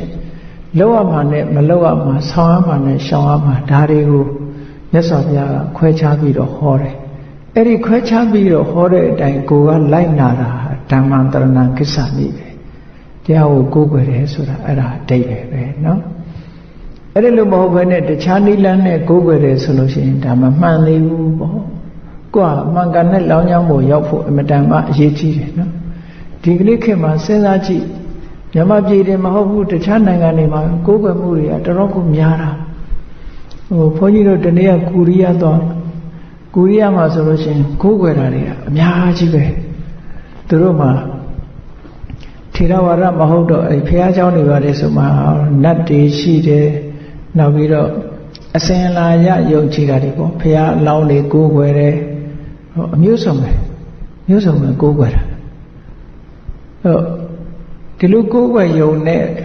ဒါတွေအကုန်လုံးသူတို့တဏ္ဍာမှာတကောအာနာပါဝါတွေရလာမယ်လို့ယုံကြည်ရင်အမတန်မှားယွင်းတယ်အချိန်ဖြုံးနေတာနဲ့အတူတူပဲတကယ်လောက်ရမှာစွန့်ရည်တတ္တိတွေကိုယ်တဏ္ဍာမှာဖြစ်နေအောင်လောက်ရမှာအဲ့တော့ကဘာလုံးကိုခြုံကြည့်လိုက်မယ်ဆိုလို့ရှိရင်ကိုယ်ွယ်မှုအနေထားနဲ့ပတ်သက်လာလို့ရှိရင်ရှင်းရှင်းကြီးမမြင်ညာသေးဘူးလို့ပဲပြောအောင်ဗမာပြည်မှာလည်းကြည့်လေကိုယ်ွယ်တာမျိုးမျိုးပဲရှိသေးတယ်ဘုရားဘာသာလို့ဆိုတဲ့ပုဂ္ဂိုလ်တွေတောင်းပါပဲဘုရားကိုးကွယ်တယ်ဆိုတဲ့အစဉ်အလာလေးတစ်ခုမှတောင်းပါပဲလက်ကောင်းတာတို့လက်မကောင်းတာတို့ရုပ်ပွားတော်တောင်းမှဒါကလာဘသိဋ္ဌိတို့ဘာတို့နဲ့ဒီလိုကိုးကွယ်ကြတာဟုတ်တယ်မလားဘုရားကိုကိုးကွယ်တဲ့ကိုကဒီဟာအစဉ်အလာလေးကမဟုတ်သေးဘူးသိပြီးတော့မမှန်သေးဘူးဒါတဲ့အားမရသေးဘူးမိမိနဲ့မဆိုင်တဲ့ဟာတွေနဲ့အခုဗမာပြည်မှာကြည့်လိုက်မယ်ဆိုရင်လွန်ခဲ့တဲ့15နှစ်20လောက်ပဲရှိအောင်မထင်တယ်ဒီChinese ဘုရားဘာသာတွေကိုးကွယ်တဲ့ဒီလက်ဖင်ဗုဒ္ဓဆိုတာတချို့လည်းဥရိဘွားလို့ခေါ်တယ်ဘုရားလောင်းလို့လည်းခေါ်တယ်ပေါ့အဲ့ဒီကိုးကွယ်မှုတွေကွမ်ရင်တို့ဘာတို့အစအကုန်ရောက်လာတချို့အိမ်တွေမှာတော့ဘိုးအောင်တို့ဘာတို့ဒီအယုဒ္ဓယလည်းရောက်လာတယ်ဘာဖြစ်လို့ကိုးကွယ်ကြတာတော့ဒါတွေကိုကိုးကွယ်တာဘာကြောင့်ကိုးကွယ်တာတော့ကိုယ့်ကိုစစ်ဆေးကြည့်ဖို့ကောင်းတကယ်ကိုးကွယ်တော့ရတကယ်အကျိုးရှိတာလားတခါတရံကိုအစွမ်းစားနဲ့ရတာကိုပဲလူတွေကအံ့ဩစရာတော့ကောင်းတယ်ကိုရလာတာတောင်းပါပဲတခါလေဘုရားသခင်ရဲ့ကျေးဇူးလို့ပြောလိုက်သေးတာမဟုတ်တာဖြစ်ပြန်လို့ရှိရင်လည်းဒါဘုရားကြိုက်တာတို့ဘာတို့လုပ်သေးတာအကုန်လုံးကောင်းတာဆိုတာအကုန်ဘုရားသွားပြီးတော့ဆွတ်ဆွဲနေတယ်ဆိုဒါမှန်ကန်တဲ့အကြောင်းလို့မဟုတ်ဘူးဒါလေဒါမဟုတ်တကယ်ကတော့ကိုယ်တဏ္ဍာမှာပဲကိုပြန်ပြီးတော့ချက်လို့ငါလုပ်နေတာတွေဟုတ်ကလားငါတဏ္ဍာမှာဖြစ်နေတာတွေမှန်လားမြတ်စွာဘုရားဟောတာအဲ့ဒါပဲရှင်းရှင်းလေးမြတ်စွာဘုရားကိုလုံးရာဇဝင်သမိုင်းတွေကိုပြန်ကြည့်အောင်မလားဒီတိုင်းပဲတကယ်ကတော့သို့တော့ဒီနေ့ထိကိုးကွယ်မှုအစဉ်လာကြီးရှုပ်ထွေးနေစေပဲရှိသေးတယ်မရှင်းလင်းသေးဘူးဘာဖြစ်လို့မရှင်းလင်းတာတော့ဆိုအသိဉာဏ်တွေအားနည်းနေသေးလို့ပဲမှန်တော့အသိဉာဏ်လုံလောက်အောင်မရဘယ်ကြမှာအသိဉာဏ်ကလုံလောက်သွားတော့ဆိုလို့ရှိရင်တတ္တဗံဖြစ်သွားမှလုံလောက်တာတကယ်ကတော့တတ္တဗံဖြစ်သွားလို့ရှိရင် right understanding ဆိုတဲ့တမ္မာဒိဋ္ဌိ wrong view ဆိုတာလုံးဝဖယ်လိုက်ပြီးမရှိတော့ doubt ဆိုတာလည်းမရှိတော့အခုပုထုဇဉ်တွေကြတော့အမှန်မမြင်သေးတာနဲ့ယုံမတန်တရားဒီနှစ်ခုကလွှမ်းမိုးထားတော့အမှန်မသိသေးတာအမှန်မမြင်သေးတာကြောင့်ဟိုဟာဟုံနိုးဒါဟုံနိုးသူပြောတာဟုံနိုးကိုပြောတာဟုံနိုးနဲ့ဟိုဘာသာကဟုံနိုးဒီဘာသာကဟုံနိုးနဲ့ဆိုပြီးတော့အဲ့ဒီဟုံနိုးထဲမှာခြားလဲဖြစ်နေတာပဲအမှန်တော့တကဘာလုံးကဒီတိုင်းပါပဲကြီးပွားတိုးတက်သွားတဲ့နိုင်ငံတွေမှာလည်းဒီတိုင်းပဲမကြီးပွားသေးတဲ့နိုင်ငံတွေမှာလည်းဒီတိုင်းပဲအလုံးကြည့်လိုက်မယ်ဆိုရင်မြတ်စွာဘုရားဟောထားတဲ့အတိုင်းပဲ မနုဿာဘယဒိဋ္ဌိတာလူတွေကအကြောက်တရားကလွှမ်းမိုးခံနေရသည့်အတွက်ကြောင့်ထင်ရမြင်ရတဲ့အာကိုမှုရှာနေကြတာတဲ့အဲ့ဒီအာကိုမှုရှာတဲ့စနစ်ကြီးကဘယ်ကြမှာရပ်သွားတော့ဆိုရင်သောတပန်ဖြစ်တော့မှရပ်မှာပဲအဲ့တော့သောတပန်မဖြစ်ခင်ကသောတပန်ရဲ့စိတ်နေသဘောထားတွေကိုသိထားမယ်ဆိုလို့ရှိရင်လေရပ်ဖို့ကိုကြိုးစားလာမှာပေါ့အမှန်ကိုမြင်လာပြီပေါ့ကိုမရောက်သေးတော့အမှန်တရားကိုမြင်ဖို့တော့အမတန်မှအရေးကြီးတာပေါ့ဒါကြောင့်မို့အမှန်မြင်ဖို့ပထမကြိုးစားအမှန်မြင်လို့ရှိရင်အကြောက်တရားကိုဖယ်ရှားနိုင်ပါတယ်အမှန်မမြင်ကြောက်နေတာအမှန်မမြင်လို့အမှန်မသိလို့ကြောက်တယ်ဆိုတာရှင်းတော့ကဘုန်းကြီးတို့အထက်ကရာထဲမှာဇလန်းလေးဝတ္ထုလေးတစ်ခုပေးထားတာရှိတယ်ဟိုအသက်ကြီးမှဝတ်လာတဲ့ဘုန်းကြီးကြီးတစ်ပါးသူများလို့ဘုံတကူချီးကျင်တော့သူကသုတ်တန်နဲ့သွားပြီးတော့ညသုတ်တန်ထူတင်ဆောက်တည်တဲ့အဲ့လိုသုတ်တန်ထူတင်ဆောက်တည်တဲ့အခါမှောင်စာပြောတော့သုတ်တန်နဲ့ရောက်သွားပြီးဒီတစ်ပင်တစ်ပင်အောက်မှာသူထိန်းထောင်းနေတော့အဲ့ဒီမှာခြုံကြားတဲ့ကညမှာရှဲနဲ့အတန်ကြီးကြားနေရကြားနေတော့သူဘယ်လိုဖြစ်တော့ဆိုကြောက်လိုက်တာတဲ့ငါဒီတစ်ပင်အောက်လာနေတာကိုသိလို့တရေကငါစားမလို့ကြည့်နေပြီလို့ဆိုပြီးတော့အဲ့ဒါသူတညာလုံးမအိပ်နိုင်ဘူးတဲ့အကြောက်အဲ့ဒီခြုံကြားကလည်းပဲ6နဲ့တညာလုံးပဲမနဲ့မိုးလင်းလို့ကြည့်တဲ့အခါကျတော့နအိုကြီးတစ်ကောင်ကအဲ့ဒီမှာအိပ်ပြီးတော့စမြုပ်ပြန်နေတာအဲ့ဒါညာတော့ကတရေဆိုပြီးတော့ကြောက်မနဲ့မိုးလင်းတော့နအိုကြီးမှသိတော့အဲ့ဒီနွားကြီးကိုလိုက်ရိုက်တဲ့တညာလုံးငါ့ကို6လှမ်းရမလားဆိုပြီးတော့အဲ့ဇလန်းလေးရှိအဲ့တော့လူတွေရဲ့အနေထားအဲ့ဒါမျိုးဖြစ်နေတာသေချာစဉ်းစားကြည့်အမှန်မသိသေးလို့ကြောက်မိကြောက်ရအကြောက်နေကြတာအမှန်သိသွားတာနဲ့တပြိုင်တည်းရှင်းသွားတာပဲပေါ့အဲ့ဒီလိုဖြစ်တယ်အဲ့တော့ဘာလို့အောင်မလို့အမှန်သိအောင်ကြိုးစားဖို့လိုတာပေါ့တကယ်ကအမှန်သိအောင်ကြိုးစားဖို့ဆိုတာနီးလန်းနေရှိတယ်လေဆိုပါစို့စာပေဖတ်ရမယ်တရားဓမ္မနာယူရမယ်မေးမြန်းရမယ်ကိုယ်ရင်ထဲမှာမရှင်းတာတွေမေးရမယ်ဒါဟုတ်သလားမဟုတ်ဘူးလားဒါလှုပ်ထိုက်သလားမလှုပ်ဘူးလားဖះဟောခဲ့တာဟုတ်သလားမဟုတ်ဘူးလားမေးတယ်အခုဆိုလို့ချင်းဘုန်းကြီးတနေ့ကိုရီးယားသွားတော့အဲ့မှာကိုရီးယားဘက်ကဆန်ဆိုတဲ့တောရအကြောင်းကြီးတစ်ကြောင်းသူတို့ကတော့တောတွေတောင်တွေထဲမှာများတယ်ရှေးကြောင်းကြီးအဲ့ဒီမှာမဟာယာနဘုန်းကြီးတွေကသူတို့တညတရားဟောပါလို့ဆိုပြီးတော့သူဘုန်းကြီးတွေကြီးပဲတရားဟောတယ်တရားဟောတော့သူတို့မေးခွန်းတွေမေးတယ်ပေါ့လေသမထတို့ဝိပဿနာတို့အကြောင်းတွေဟောတယ်အဲ့ဒီလိုဟောရင်ပြောရင်နဲ့သူတို့ရဲ့ယူဆချက်တွေနဲ့ဒီထေရဝါဒကဟောပြောတဲ့တရားတွေနဲ့ယူဆချက်တွေမတူညီတာတွေတွေ့လာတဲ့အခါကျတော့တုံညဆိုတာနဲ့ပတ်သက်ပြီးတော့ပြောတာဘုရားရဲ့တုံညဆိုတာအတ္တနဲ့ဒီသာဝရတည်မြဲတဲ့အတ္တဆိုတာရဲ့အတ္တရဲ့ပိုင်ဆိုင်မှုဆိုတာရဲ့ဒီနှစ်ခုမရှိတာပါဠိလိုကျတော့အတ္တနဲ့အတ္တနိယဒီနှစ်ခုမရှိတာကိုဆိုလိုတယ်လို့ဆိုသူတို့သိထားတဲ့တုံညမဟုတ်ဘူးဘာဆိုဘာမှမရှိတဲ့တုံညကိုသိထားတာသူတို့ကနာခချုနာရဲ့မတ္တယမိကဖီလိုဆိုဖီရသူတို့သိတာဒီကဗုဒ္ဓရဲ့တရားတော်နဲ့တခြားစီဖြစ်တယ်အဲ့ဒါနဲ့ပတ်သက်ပြီးတော့ရှင်းလင်းပြောတဲ့အခါကျတော့အဲ့ဒီမှာ professor တပါးမှာပြောတော့ဆိုလို့ရှိရင်သူတို့ကျောင်းသားတွေကိုသင်ထားတာကတစ်မျိုးတဲ့အခုဟာတစ်မျိုးဖြစ်နေတော့သူတို့တန်တရားတွေဖြစ်ကုန်မှာဆိုလို့ဆက်ပြီးတော့မဆွေးနွေးတော့ပါဘူးဆိုပြီးတော့အဲ့ဒီမိကုံးကိုရပ်လိုက်တယ်သူတို့သိတာတွေနဲ့တခြားဖြစ်တယ်အဲ့ကျောင်းအုပ်ဘုန်းကြီးကဘာပြောတော့ဆိုမင်းတို့ဗမာပြည်သွားပြီးတော့စာသင်ရင်သင်ကြပါလို့ပြောတယ်သူတပည့်တွေကို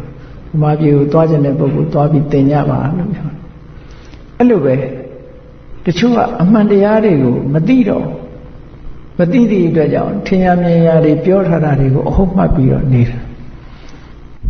နောက်ဘုန်းကြီးတို့စီမှာအဲ့ဒီကိုရီးယားကဘိက္ခုနီတစ်ပါး2000ပြည့်နှစ်က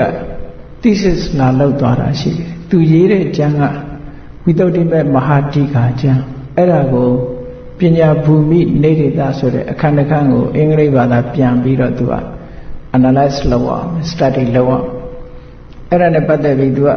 အိန္ဒိယနိုင်ငံပူနေ University မှာဟိုရင်လောက်ထားတယ် register လောက်ထားတယ်ဒါပေမဲ့အဲ့ဒီမှာ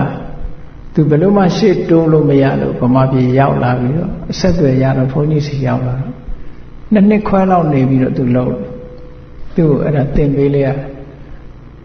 အဲ့ဒီသီလရှင်မှုတပည့်လဲတပည့်ဖြစ်လို့အဲ့ဘိက္ခုနီကိုမေးကြည့်တာဒီပါအောင်မဟာယာန tradition ကလို့ထေရဝါဒတရားကိုသူတို့ဟိနယာနလို့ခေါ်တယ်ပေါ့ဟိနဆိုတာ inferior အောက်တန်းကျတယ်ဟိနယာနတရားတွေဒီတရားတွေဟာအောက်တန်းစားလူတွေကိုဟောတဲ့တရားလို့သူကအဲ့လိုယူဆတယ်မဟာယာနတရားတွေကအထက်တန်းစားပညာထက်မြက်တဲ့ပုဂ္ဂိုလ်တွေကိုဟောတာအဲ့တော့သူတို့တရားကအထက်တန်းစားပုဂ္ဂိုလ်တွေအတွက်ဟောတာတဲ့ဒီထေရဝါဒတရားတွေကအောက်တန်းစားပုဂ္ဂိုလ်တွေဟောတာဆိုပြီးတော့အဲ့တော့မင်းတို့လှည့်စားခံထားရတာသိလားလို့ဆိုဆရာတော်သိပါတယ်တဲ့ဒါတွေသူတို့ကတော့သိတာနော်ထေရဝါဒတရားမှာအမှန်ဆိုတာသိလားသူတို့မှအဲ့လိုဘုန်းကြီးတို့လည်းဒါအံ့ဩသွားတီဟိုမှာသွားပြီးတော့ဒီမာစတာသွားလုပ်တဲ့အခါမှာမဟာယာနကျမ်းစာတွေဖတ်ကြည့်လိုက်တဲ့အခါကျတော့ esoteric နဲ့ exoteric ဆိုတဲ့စကားလုံးလေးနှစ်ခုရှိတယ် esoteric ဆိုတာတကယ်သီးသန့်တပည့်တွေကိုလက်ဟိုရင်ပေါ့မူရင်းတပည့်တွေ special တပည့်တွေကိုသင်ကြားပေးတဲ့တရားမျိုး esoteric လို့ခေါ်တယ် exoteric ဆိုတာအလုံးကိုပေးတဲ့တရားအဲ့တော့ထေရဝါဒတရားကအလုံးကိုဟောတဲ့တရားပေါ့သူက special တပည့်တွေကိုဟောတဲ့တရားမဟာယာနတရားလို့သူတို့ကအဲ့လိုယူဆဖြစ်တယ်တကယ်မမှန်မကန်ရှေ့ကရေးတဲ့ပုဂ္ဂိုလ်တွေကကြမ်းဖန်ပြီးရေးသွားတော့အဲ့ဒီမှားရွက်တဲ့အယူဆတွေကိုသူတို့သင်ကြားပြီးအဲ့ဒါတွေကိုလက်ခံကျင့်သုံးနေကြတယ်အခုတဖြည်းဖြည်းတော့သဘောပေါက်တဲ့ပုဂ္ဂိုလ်တွေပေါက်လာကြတယ်မဟုတ်ဘူးဆိုတာသဘောပေါက်လာသည့်အတွက်ကြောင့်အချို့ထေရဝါဒပဲပြောင်းလာကြတယ်ပေါ့အဲ့ကိုရီးယားမှာဆိုလို့ရှိရင်ထေရဝါဒဂိုင်းဆိုပြီးတော့အခုအစိုးရကိုယ်တိုင်ကအတိအမှတ်ပြုထားပြီးတော့ကျောင်းပေါင်း၄ကျောင်းအခုရှိနေသူတို့ကိုရီးယားဘုန်းကြီးတွေပဲပေါ့ထေရဝါဒသင်္ကန်းဝတ်ပြီးတော့ဗမာပြည်မှာရံဖြစ်တော်တာတွေများတယ်အဲ့တော့မေလ6ရက်နေ့ကသူတို့ကမီတင်းလေးတစ်ခုလုပ်ပြီးတော့ဆရာတော်နဲ့တပည့်တော်တို့ကိုဩဝါဒပေးပါတယ်ဘယ်လိုလုပ်ရမလဲဆိုတော့မင်းတို့တရားအထုတ်နေုံနဲ့တော့မဖြစ်ဘူးလို့ပရိယတ္တိပါမခိုင်မာတယ်လို့သင်ကြားမှုတစ်ခုတော့လုပ်ရမယ်လို့အဲသင်ကြားတဲ့နေရာလေးတစ်ခုဖြစ်အောင်လုပ်ပြီးတော့သင်ကြားမှုနဲ့အခြေခံမှဖြစ်မှာလို့မေရဘာမှမသင်မဲနဲ့တရားလေးအထုတ်ကမ္မထာလေးပြနေုံနဲ့တော့မှန်ကန်မှမဟုတ်ဘူးလို့နောက်ပိုင်းကြလို့ရှိရင်သင်ဖို့ဆိုပြီးတော့သူတို့ကတော့အကြံဉာဏ်ပေးထားတယ်ပေါ့အဲ့လိုပဲအမှန်တရားသိဖို့ဆိုတာအမှန်တမ်းအရေးကြီးတာနော်အဲ့ဒါမသိဘူးဆိုလို့ရှိရင်တော်တော်အန္တရာယ်များတာပဲအမှန်တရားမသိသည့်အတွက်ကြောင့်ဟိုလူပြောလက်ခံရဒီလူပြောလက်ခံရဒါမျိုးတွေဖြစ်တယ်ဒါကြောင့်မို့လို့မြတ်စွာဘုရားအမှန်တရားကိုသိဖို့အတွက်ဘုရားကိုကိုးကွယ်ရတယ်ဆိုတာရှင်းဥစွာဒါဘုရားကိုစီးပွားရေးအတွက်ကိုးကွယ်တာမဟုတ်ဘူးဘာအတွက်ကိုးကွယ်တာမဟုတ်ဘူးတခြားရည်ရွယ်ချက်တွေမဟုတ်ဘူးမြတ်စွာဘုရားဒီမှန်ကန်တဲ့လမ်းကိုညွှန်ပြသည့်အတွက်ကြောင့်ဘုရားကိုကိုးကွယ်တယ်ဆိုတဲ့ဒီမှန်ကန်တဲ့အာကိုးမှုကိုးကွယ်မှုရှိဖို့လိုတယ်အဲ့တော့ဘုရားကိုကိုးကွယ်တယ်ဆိုတော့ဘုရားရဲ့ဂုဏ်တော်တွေကိုအာရုံပြုပြီးတော့မြတ်စွာဘုရားရဲ့ဂုဏ်ကျေးဇူးတွေကိုအာရုံပြုပြီးတော့ဘုရားဟောတဲ့တရားကိုလိုက်နာကျင့်သုံးဖို့ပဲအဲ့တော့ဘုရားတရားကိုလိုက်နာကျင့်သုံးဖို့ဆိုဓမ္မံတရဏံကိစ္ဆာမိလို့ဒါမှမဟုတ်နောက်ကလာဓမ္မကိုကိုးကွယ်တယ်ဆိုတဲ့နေရာမှာဓမ္မဆိုတာအဆင့်ဆင့်ရှိတယ်လို့ပြောသူ့ရဲ့ level အရလိုက်နာကျင့်သုံးအောင်ပထမအဆင့်ကတော့ဓမ္မဆိုတာသူစရိုက်တရား10ပါးအဲ့ဒါတကယ်ဓမ္မပဲမြတ်စွာဘုရားကအတိလင်းဟောထားတယ်လောကမှာတဲ့ဒီငရဲတို့တိရစ္ဆာန်တို့ပြိတ္တာတို့အသူရကယ်လို့ဆိုတဲ့အပယ်လေးပုံတွေရှိနေတာဟာဒုစရိုက်တရားတွေရှိနေလို့ဖြစ်တာပါဒါဘုရားကသူကမြင်ပြီးတော့ဟောတဲ့တရားတွေဒါတွေကဘယ်လိုမြင်တာတုံးဆိုတော့မြတ်စွာဘုရားကဘုရားဖြစ်သူရောက်တဲ့အခါမှာဒိဗ္ဗစက္ခုဆိုတဲ့ဉာဏ်ရှိတယ်အဲ့ဒီဒိဗ္ဗစက္ခုဉာဏ်နဲ့ကြည့်လိုက်လို့ရှိရင်ဒီလူဟာအခုဘာတွေလုပ်နေတာဒီလူသိရင်ဘယ်ရောက်မှလဲဆိုတာကိုမြတ်စွာဘုရားအစဆုံးကြည့်လိုက်တဲ့အခါသူလုပ်နေတဲ့လုပ်ရက်တွေကိုလည်းသိတယ်သိသွားတဲ့အခါမှာသူဘယ်ဖြစ်သွားတာဆိုတာကိုလည်းမြင်တယ် ဒါကြောင့်မို့ဘုရားကိုယ်တိုင်မြင်ပြီးတော့ဟောတာအတွေ့နဲ့ဟောတာမဟုတ်ဘူးတဲ့တကဘာလုံးတလောကလုံးမှာဒီလမ်းကြောင်းလျှောက်ရင်ဒီစခန်းရောက်တယ်ဆိုတာမြတ်စွာဘုရားအသေးချာတွေ့မြင်ပြီးတော့ဟောတာဖြစ်လို့အမတန်မှစိတ်ချရတဲ့တရားလို့ဒါကိုပြောတာတွက်ခါတော်ဆိုကောင်းစွာဟောတယ်ဆိုတော့အမှန်တိုင်းဟောတာကိုပြောတာနော်မှားရင်းတာတခုမှမရှိဘူးဥပမာမဲ့အစဉ်လာကယုံကြည်ချက်ကိုဟောမယ်ဆိုရင်မှားနိုင်တယ်စာရဲဟာတွေယူဟောမယ်ဆိုရင်လည်းမှားနိုင်တယ်ဟိုကဒီကတဆင်ကြားလို့ဟောရင်လည်းမှားနိုင်တယ်မြတ်စွာဘုရားကအဲ့ဒါလိုဟောတာမဟုတ်ဘူးကိုယ်တိုင်မြင်ကိုယ်တိုင်သိပြီးတော့ဟောတာဖြစ်လို့ဒါသောခါတမှန်ကန်တယ်လို့ဒီလိုပြောတာအဲ့ဒီမှန်ကန်မှုဟာဘုရားအတွက်သာမှန်ကန်ပြီးဉာဏ်တဲ့ပုဂ္ဂိုလ်တွေကလက်တွေ့မသိနိုင်ဘူးလားလို့ဆိုမဟုတ်ဘူးသိနိုင်တယ်တဲ့ဒါကြောင့်တန်ဒိဋ္ဌိကောလို့ဘုရားတရားတော်ဟာကိုယ်တိုင်သာလုပ်တဲ့လူတိုင်းကိုယ်တိုင်သိနိုင်တာဖြစ်သောကြောင့်တန်ဒိဋ္ဌိကောဟောအဲ့ဒါလို့ဘုရားတရားတော်ရဲ့ဂုဏ်တော်တွေဟာအမြဲတမ်းထင်ရှားတယ်ပေါ့ရှင်းတတ်เสียကောင်းတယ်ဒါကြောင့်မို့လို့ဓမ္မဓမ္မန္တရဏံကိစ္ဆာမိဓမ္မကိုကိုးကွယ်ဆိုတဲ့နေရာမှာအရေးကြီးဆုံးကဘာတော့ဆိုလို့ရှိရင်ဘယ်ဓမ္မကိုကိုးကွယ်ရမှာလဲလို့ဆိုတာနံပါတ်1သိရမယ်အဲ့ဒီမှာသူစရိုက်တရားသည်ဓမ္မဒုစရိုက်တရားသည်အဓမ္မသူစရိုက်တရား10ပါးကိုလိုက်နာကျင့်သုံးတာဟာဓမ္မကိုကိုးကွယ်တာပဲဆိုပါစို့သူများအသက်ကိုတတ်ခြင်းကရှောင်တယ်သူများဥစ္စာခိုးခြင်းကရှောင်တယ်သူတော်သားများပြစ်မှားခြင်းကရှောင်တယ်ဆိုရယ်ကာယဒုစရိုက်3ပါးအဲ့ဒီရှောင်ကျင်မှုဆိုရယ်ကာယဒုစရိုက်3ပါးကိုလိုက်နာကျင့်သုံးတာဟာဓမ္မကိုကိုးကွယ်တာပဲတခြားနည်းနဲ့ကိုးကွယ်တာမဟုတ်ကျင့်သုံးတာအဲ့တော့ကျင့်သုံးတယ်ဆိုရဲကိုယ့်ရဲ့စွမ်းအားတွေပဲဒါတွေကကိုယ်တဏ္ဍာမှာလက်တွေ့ဖြစ်တဲ့စွမ်းအားတွေကိုလက်ခံကျင့်သုံးတာထို့တူပဲနှုတ်နဲ့ပတ်သက်ပြီးတော့လိန်ပြောတာတို့ရှောင်ကျင်တယ်မှန်တာကိုပဲပြောတယ်ဒီတုံးတဲ့တူမတက်အောင်ဂုံးတိုက်တာမျိုးမလုပ်ဘူးညင်ညွတ်အောင်သာပြောတယ်ဒီကြမ်းတမ်းရိုက်ပြတဲ့စကားမျိုးမပြောဘူးယဉ်ကျေးသိမ်မွေးတဲ့စကားကိုသာပြောတယ်အကျိုးမရှိတဲ့စကားတွေမပြောဘူးအကျိုးရှိတဲ့စကားကိုသာပြောတယ်ဆိုဟောတာဓမ္မနဲ့ပတ်သက်ပြီးသူစရိုက်တရားကိုလိုက်နာကျင့်သုံးတာဒါဓမ္မကိုကိုးကွယ်တာပဲဟောမနောကနဲ့ပတ်သက်လာလို့ရှိရင်လေသူများပစ္စည်းကိုယ်ပစ္စည်းဖြစ်လို့မှုဆိုတဲ့အဘိဓါမရှိဘူးအပြဘာရသူတစ်ပါးတွေကိုပျက်စီးစေလိုတယ်ဆိုတဲ့စိတ်ဓာတ်မရှိဘူးတမ္မာဒိဋ္ဌိမှန်ကန်တဲ့ကံကံရဲ့အကျိုးကိုလက်ခံယုံကြည်ပြီးတော့မှန်ကန်တဲ့အမြင်ရှိတယ်ကိုလို့ရင်ကိုရတယ်ဆိုတဲ့မှန်ကန်တဲ့အမြင်ရှိဟောဒါအခြေခံအကျဆုံးဓမ္မတွေပဲအဲ့ဒီအခြေခံအကျဆုံးဓမ္မတွေကိုယ်တဏ္ဍာမှာဖြစ်အောင်လုပ်ထားသည်ပဲလေဓမ္မန္တရဏံကိစ္ဆာမိဓမ္မကိုအဲ့တော့ဓမ္မဆိုတာအတိုင်းပဲဥပမာမဲ့လူတို့ပစ္စည်းတို့လို့ပေါ့ကိုယ်ကြရတာအားကိုးရတာအတိုင်းတစ်ခုတော့ရှိတယ်ပေါ့ဒုစရိုက်7ပါးအားကိုးလို့သူစရိုက်တရားကိုအားကိုးတယ်ကိုးကွယ်တယ်လိုက်နာကျင့်သုံးတယ်ဆိုလို့ရှိရင်ဘာဖြစ်တော့ကောင်းတဲ့ဘဝရောက်တယ်လူဘုံရောက်တယ်နတ်ဘုံရောက်တယ်ငရဲဘဝကလွတ်တယ်ဒီအဆင့်လောက်တော့ပြီးပါဒါသူစီကိုကျင့်သုံးတဲ့ဒီတရားကိုအားကိုးတဲ့အတိုင်းတစ်ခုပဲသို့တော့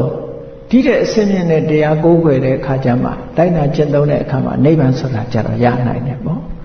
ခုဒီအခြေခံသီလလေးလောက်ကတော့အပေပုံကလွတ်ရုံပဲရှိသေးတယ်လူဘုံနတ်ဘုံချမ်းသာဒုက္ခတော့ရသို့တော့နိဗ္ဗာန်ရောက်ဖို့အတွက်မဟုတ်သေးဘူးသူကနိဗ္ဗာန်ရောက်နိုင်လောက်အောင်ဒီနားရင်ရက်နေလို့မရသေးဘူးဒါမို့နိဗ္ဗာန်ရဖို့အတွက်ကြတော့သူကဓမ္မကိုကိုးကွယ်ရမယ်ဆိုတာကြတော့ပိုအစင်းမြင့်သွားပြန်ပြီ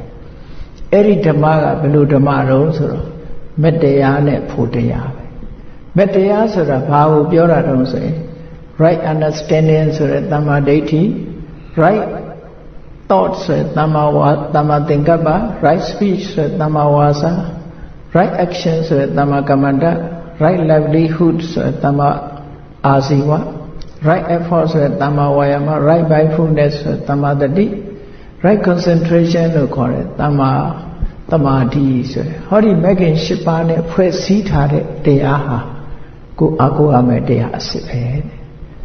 အဲ့ဒီတရားတွေမှာကိုယ်တဏ္ဍာမှာမဖြစ်သေးဘူးဆိုရင်နိဗ္ဗာန်မရောက်နိုင်သေးဘူးလို့ပြောတာနော်တဏှာကမလွတ်နိုင်သေးဘူးအိုခြင်းနာခြင်းဆိုတဲ့အိုခြင်းနာခြင်းသိခြင်းဆိုတဲ့တဏှာကမလွတ်သေးဘူးလို့ပြောတာအဲ့ဒီဓမ္မကိုရအောင်ကိုးကွယ်နိုင်ပြီကျင့်သုံးနိုင်ပြီကိုးကွယ်တယ်ဆိုတာကျင့်သုံးခြင်းကိုပြောတာအဲ့ဒီကျင့်သုံးနိုင်ပြီဆိုတဲ့အခါကျတော့မှသာဝရငြိမ်းချမ်းတဲ့အငြိမ့်တတ်ဆိုတာကိုရမှာဖြစ်တယ်ဒါဓမ္မတရဏံကိစ္ဆာမိရဲ့ရ ရွယ်ချက်ကလည်းအဆင့်အဆင့်နဲ့တွားရမယ်သူ့ level နဲ့ခုခေတ်လိုပြောရင်ဒါ level 1 level 2 level 3ပေါ့နော်အဲ့ဒီလိုတွားဒါဖြင့်တပည့်တော်တို့ဓမ္မန္တရဏံကိစ္ဆာမိဓမ္မကိုဘယ်လိုကျင့်သုံးရမှာတော့ဆိုလို့ရှိရင်ဟောသမထကျင့်စဉ်တစ်ခုကိုကျင့်တာတို့ဝိပဿနာကျင့်စဉ်တစ်ခုကိုကျင့်တာဒါဖြင့်သမထတို့ဝိပဿနာတို့ဆိုတာရိတ်တာမှာကျင့်လို့ရတာလားတောထွက်ရမှာလားလောကီစီးပွားရေးတွေအကုန်ဆွမ်းရမှာလားလို့ဆိုမဟုတ်ဘူးမြတ်စွာဘုရားကတတိပဒံကျင့်စဉ်ဆိုတာအိမ်မှာလည်းကျင့်လို့ရတယ်အိမ်မှာလည်းကျင့်လို့ရတတိကောင်းအောင်မိမိပါသည်စိတ်ကိုလေ့ကျင့်ပေးတာပဲအချိန်ပိုင်းလေးယူပြီးတဲ့အခါကျတော့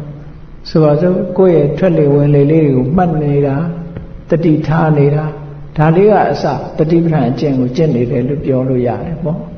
အဲ့ဒီကနေပြီးတော့စွမ်းအားတွေမြင့်လာပြီဆိုလို့ရှိရင်တော့သူကဒီတဲ့အဆင့်မြင့်တဲ့ဝိပဿနာဉာဏ်တွေပါဖြစ်လာတယ်ဘုရားလက်ထက်ကအိမ်တော်စုဘဝနဲ့နေရင်ထိုင်ရင်လည်းပဲသောတာပန်ဖြစ်သွားတဲ့ပုဂ္ဂိုလ်တွေရှိတယ်သက္ကရာကံဖြစ်သွားတဲ့ပုဂ္ဂိုလ်တွေရှိတယ်အနာဂံထိအောင်တောင်ဖြစ်သွားတယ်အနာဂံဖြစ်သွားပြီဆိုတဲ့အခါကျတော့အိမ်မှာမနေဘူးမဟုတ်နေသေးတာဘုရားလက်ထက်ကအနာဂံတွေအများကြီးရှိတယ်အိမ်မှာနေကြသို့တော့အဲ့ဒီကြလို့ရှိရင်ဇနီးမောင်နှံနှစ်ဦးဟာမောင်နှမအနေထားမျိုးဖြစ်သွားတယ်နော်ဘုရားလက်ထက်တုန်းကဝိတာခတကာကြီးဆိုတာပထမတော့သောတာပန်ပဲသူကဘုရားကျောင်းတော်သွားရင်နေ့စဉ်နဲ့သွားရင်တရားဓမ္မကိုသူကကျင့်သုံးရင်းနဲ့တည့်ရကြတော့မြတ်စွာဘုရားကျောင်းမှာသူအနာဂံအဆင့်ရောက်လာတယ်ပေါ့အနာဂံဖြစ်သွားလို့ရှိရင်သူက desire for sense of pleasure မရှိတော့ဘူးသူကမရှိတော့တဲ့အခါကျတော့ခါတိုင်းဆိုလို့ရှိရင်ကျောင်းကနေအိမ်ပြန်လာလို့ရှိရင်သူ့ဇနီးကဓမ္မဒိဏဓမ္မဒိဏကပြုံးပြုံးရှင်ရှင်နဲ့အိမ်ကနေပြီးတော့ဟိုရင်ကျိုးစပေါ့လေလေကတက်လာရင်လက်ဆွဲပြီးတော့တက်တယ်တပုံမှန်ပဲသူကအဲ့လိုပြန်လာလို့ရှိရင်ပြုံးပြပြီးတော့အဲ့ဒါသူဇနီးလက်ဆွဲပြီးတော့ဒီလိုပဲအိမ်ကိုပြန်လာလေးရှိတယ်ပေါ့ခါတိုင်းအဲ့အနာဂံဖြစ်တဲ့နေ့ကျတော့အဲ့လိုမဟုတ်တော့ဘူးသူတိတ်လည်းမပြုံးတော့ဘူးပြုံးပြတာလည်းမလုပ်တော့ဘူးလက်ဆွဲပြီးတော့လည်းမတက်တော့ဘူးအဲ့ဒီလိုဖြစ်တဲ့အခါကျတော့ဇနီးတယ်လုပ်တဲ့ပုဂ္ဂိုလ်ကစိတ်မကောင်းဖြစ်တယ်ပေါ့လေဘာဖြစ်လဲပေါ့ခါတိုင်းလို့မဟုတ်ဘူးပေါ့အမူအရာထူးနေတယ်ဘာမှမမေးသေးဘူးဒီတိုင်းပဲထမင်းစားတဲ့အချိန်ကျတော့လည်းပဲအေးအေးဆေးဆေးထမင်းမှစားပြီသူကဘာပြောတော့ဆိုရင်ကဲ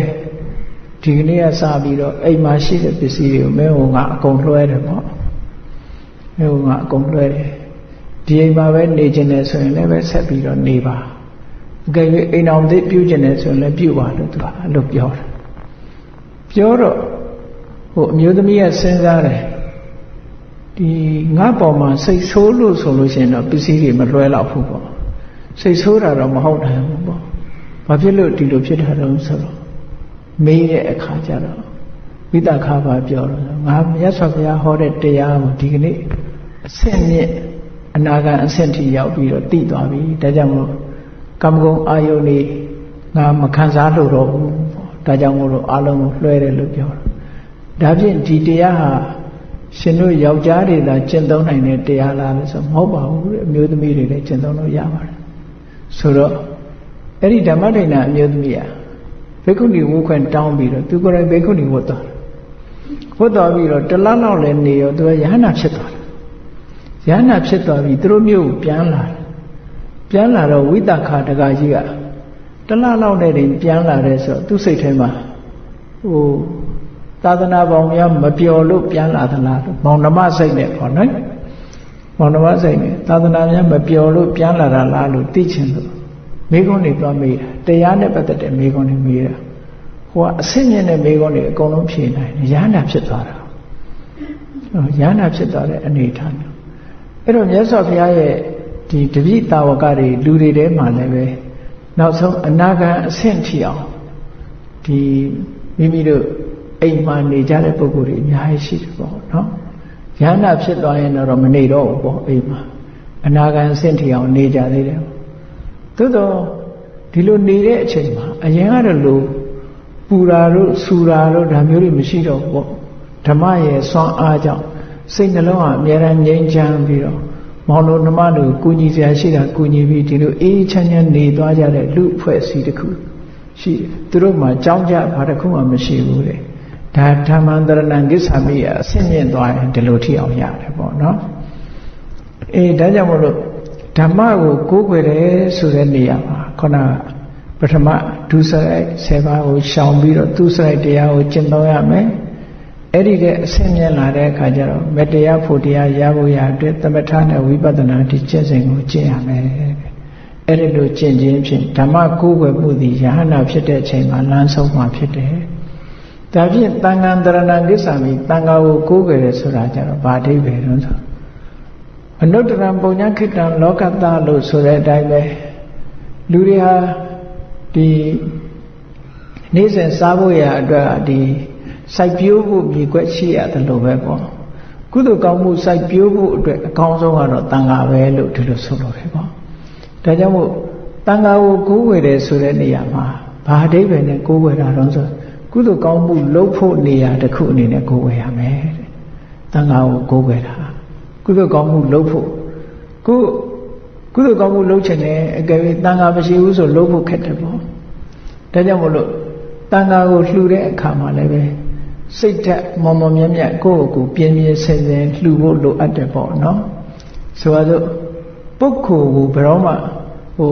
ဥတီချက်မထားနဲ့ပေါ့ဥတီချက်ထားတာတခါတလေမမှန်တာဖြစ်တတ်တယ်ပေါ့ဟိုပဲဒီဆရာတော်ကြီးကတော့နာမည်ကြီးလို့ဒီဆရာတော်ကြီးကတော့ဘာဖြစ်လို့ဆိုတာမျိုးတွေမထားဘဲနဲ့ကုသိုလ်ကောင်းမှုလုပ်ပြီဆိုရင်တန်ခါကိုဥတည်ပြီးတော့လုပ်တဲ့ကုသိုလ်ဟာအမတန်မှမွန်မြတ်တယ်မြတ်စွာဘုရားကဘလောက်ထီအောင်ဟောထားတော့ဆိုလို့ရှိရင်ဘလောက်အကျင့်မကောင်းတဲ့ပုဂ္ဂိုလ်တွေပဲဖြစ်ဖြစ်တန်ခါကိုရည်စူးလှူရင်ကုသိုလ်ရတယ်လို့ဒီလိုဟောထားတယ်နော်အဲ့ဒါကြောင့်မို့လို့ဘာပဲဖြစ်ဖြစ်တန်ခါကိုရည်စူးပြီးကုသိုလ်ကောင်းမှုပြုတဲ့အနေနဲ့လုပ်ဖို့လိုအပ်တယ်ပေါ့တန်ခါဟာမြတ်တယ်ပေါ့တန်ခါဆိုတဲ့နေရာမှာပုဂ္ဂိုလ်ကိုကိုးကွယ်ပြီးလို့ရှိရင်ဘာဖြစ်တတ်တော့ဆိုရင်ဒီပုဂ္ဂိုလ်ဆိုတာဖောက်ပြန်သွားတာသိတယ်အဲ့ဒီဖောက်ပြန်သွားလို့ရှိရင်ဒီပုဂ္ဂိုလ်ဖောက်ပြန်ရင်ထိုပုဂ္ဂိုလ်ရဲ့အစွဲကိုကယုံကြည်မှုအားများနေလို့ရှိရင်အဲ့ဒီပုဂ္ဂိုလ်ဖောက်ပြန်တဲ့နောက်ကိုယ်လည်းလိုက်ဖောက်ပြန်သွားတတ်တယ်ပေါ့မှားယွင်းသွားတတ်တယ်ပေါ့အဲ့တော့အဲ့ဒီလိုမဖြစ်ဘဲနဲ့ဓမ္မကိုတိတိမတ်မတ်ထားဖို့လိုအပ်တယ်ပေါ့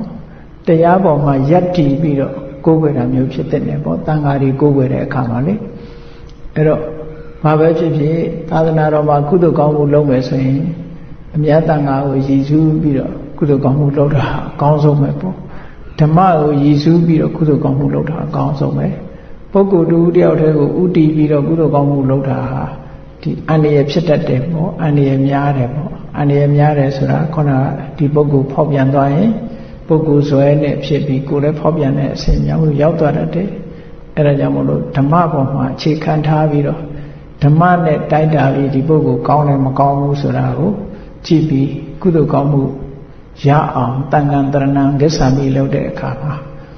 အထက်ကရာဆရာကြီးတွေကဘာပြောလို့ဆိုရင်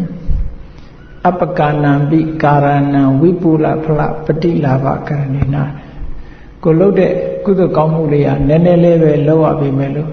အကျိုးတွေအများကြီးကိုဖြစ်ပေါ်စေနိုင်တယ်ဆိုတဲ့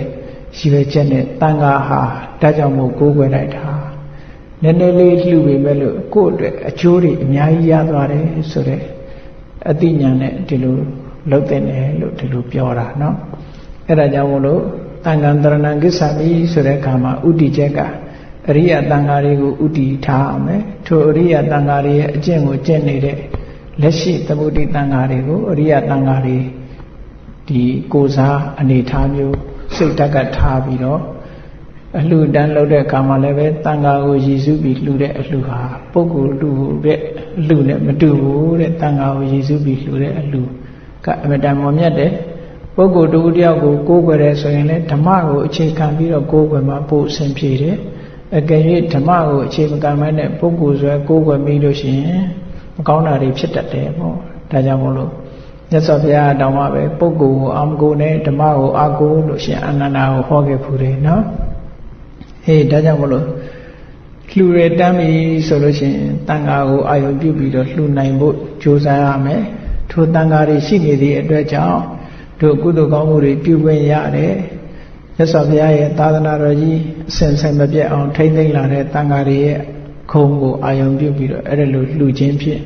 မိမိတို့ရဲ့တဏ္ဍာမှာကောင်းကျိုးချမ်းသာတွေအပြည့်အဝရနိုင်တယ်ဆိုတာမှန်ကန်တဲ့လမ်းစဉ်တရားကိုသိမြင်မှုလိုတယ်ဒါကြောင့်မို့ အမှန်ကန်သိဖို့အတွက်တရားနာရမယ်စာပေဖတ်ရှုရမယ်မသိတာမေးမြန်းရမယ်မေးမြန်းပြီးလို့သိပြီဆိုရင်လက်တွေ့ကျင့်သုံးရမယ်အဲ့ဒါဟာကိုယ့်ရဲ့တကယ်အားကိုးရာအစစ်ဖြစ်ပါတယ်ဒါကြောင့်မို့အားကိုးရာအစစ်ဆိုတာကိုယ်တဏ္ဍာမှာရှိတယ်မြတ်စွာဘုရားကဓမ္မဒီပါဘိက္ခဝေဝိဟရထဓမ္မသရဏဓမ္မကိုအားကိုးကြတခြားကိုအားမကိုးကြနဲ့ဆိုတာဒါကိုရည်ရွယ်ပြီးတော့ဟောတာဖြစ်ပါတယ်ဒါကြောင့်မို့တရားချစ်ခင်သူတော်စင်ပြိဿအပေါင်းတို့သည်မိမိတို့ရဲ့ဘဝလမ်းကြောင်းလျှောက်လှမ်းတဲ့အခါမှာကိုအားကိုးရမယ့်အတိုင်းဒါအားကိုးတတ်တဲ့အရာတွေကဘာတွေလဲဆိုတာကိုသိရှိနားလည်ပြီးမှန်ကန်တဲ့လမ်းကြောင်းအတွင်းရွေးချယ်၍ကိုယ်ွယ်မှုကိုပြုနိုင်ကြပါစေကုန်သတည်း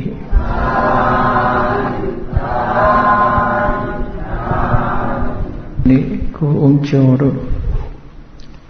ဦးကျော်တော်ခင်မမတာမြမင်းတင်ကျော်ရဲမင်းတင်ကျော်သမီးကြည်လက်ရွှန်းကျော်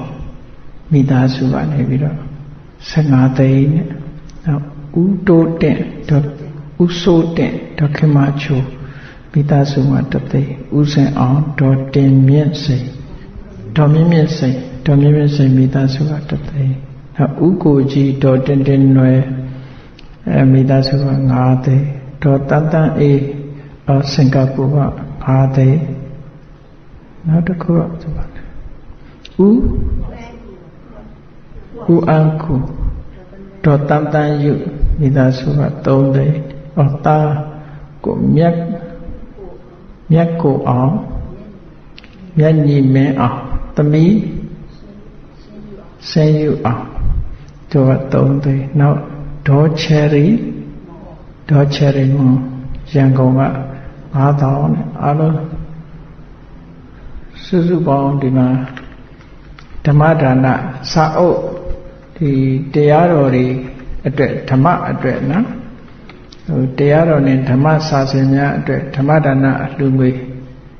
330ဆရာတော်နဲ့နောက်ပင့်တန်ခါတစ်ပါးနဲ့ဝတ္ထုငွေ9000ကျပ်စီသင်္ကန်းတစ်စုံစီလှူဒန်းတယ်တဲ့နော်အဲ့ဒီလှူဒန်းတာတွေကိုကဲယူစေချပါနော်ကဲလိုက်အရှင်ဘုရားဘုရားတပည့်တော်တို့သည်ဗုဒ္ဓမြတ်စွာသာသနာတော်မြတ်ကြီးအရှိခန့်လျက်တည်ထံပြန်ပွားစေရန်ရှိတမ်းကြပါသောကြောင့်တရားဓမ္မစာစဉ်များအတွေ့